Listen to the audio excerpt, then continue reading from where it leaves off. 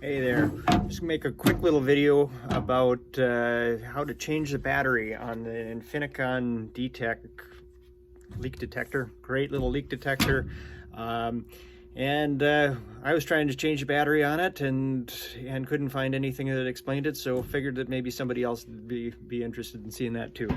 All right, so probably the hardest part and why I was searching for that video in the first place is how do we get at this thing?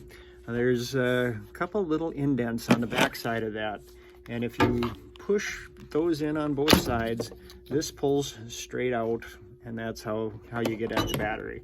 And then inside here, there's a little plug that you disconnect from the circuit board,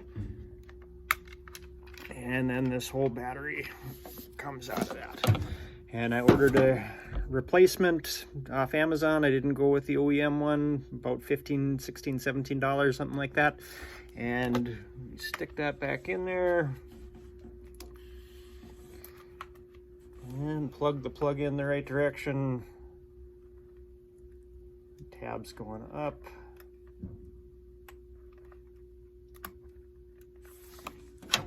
Put the cover back on.